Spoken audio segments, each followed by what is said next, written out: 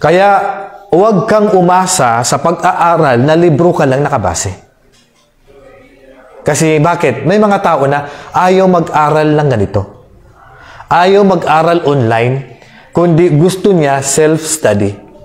Sa batas ng Islam, hindi pwede ang self-study. Take note, hindi pwede. Sabi ng mga ulama, man kana kitabuhu, o man kana shaykhuhu kitabuhu, kana khata'uhu aktharu min sawabihi. Sabi ng ating mga ulama, ang sino mang tao na ang kanyang guro ay ang alin? Ang guro mo ay libro, mas marami kang mali kaysa tama.